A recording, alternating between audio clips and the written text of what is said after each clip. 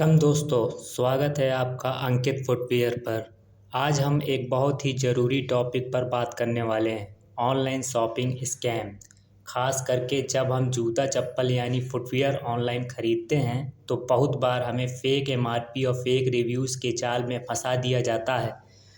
आज की इस वीडियो में मैं आपको बताऊंगा कि ये स्कैम कैसे होते हैं और आप इनसे कैसे बच सकते हैं।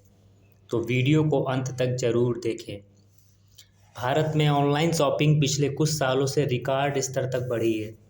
आंकड़े देखा जाए तो लाखों लोग हर दिन अमेज़ॉन, फ्लिपकार्ट और मीशो जैसी वेबसाइट से शॉपिंग करते हैं, लेकिन इन वेबसाइट से रजिस्टर्ड कुछ सेलर ने ग्राहकों को फंसाने व लूटने के लिए नए नए तरीके निकाल लिए हैं। फुटवियर कैटेगरी में जो दो सबसे आम धोखाधड़ी है, उसमें से पहला है कि एमआरपी को बढ़ाकर दिखाना और फिर बड़ा डिस्काउंट देना, और दूसरा है फेक रिव्यू करके लोगों को फंसाना। चलिए मैं आपको प्रूफ के साथ दिखाता हूँ। मेरे ही चैनल में कुछ दिनों पहले मैंने आपको एक फ़्लाइट लेडीज़ स्लीपर जिसका आर्टिकल नंबर FL430 था, उसको मैंने दिखाया था। तो उसकी एमआरपी ओरिजिनल जो है 249 रुपये 50 पैसे थी। ठीक है, जैसा कि आप वीडियो में देख पा रहे हैं।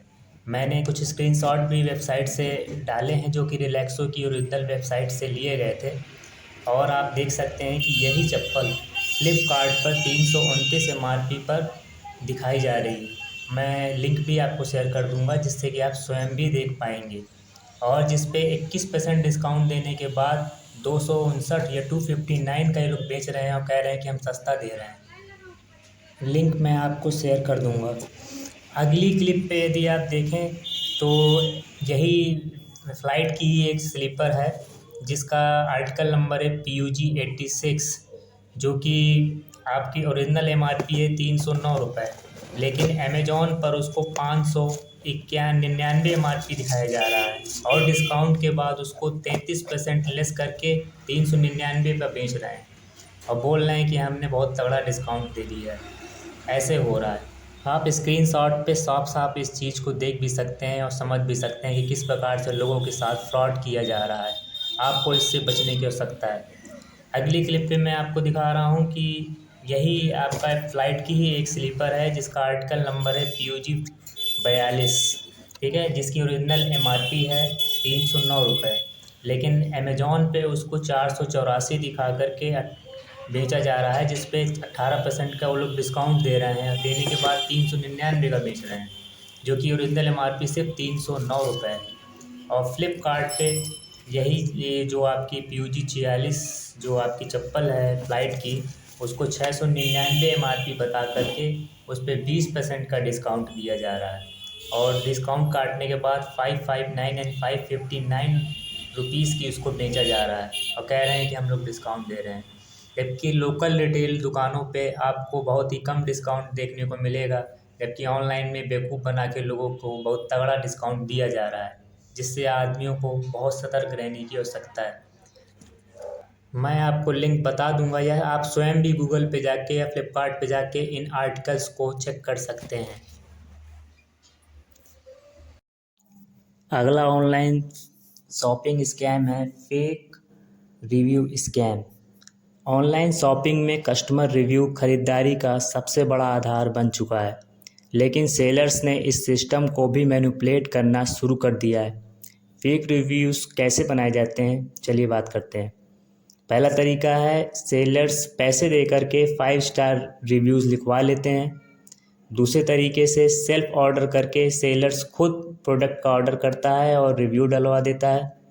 और तीसरा है बॉट जनरेटेड कमेंट्स। ये सॉफ्टवेयर के ज़रिए होता है और ऑटो रिव्यू जनरेट होते हैं। अब फेक रिव्यूज़ की पहचान कैसे करें?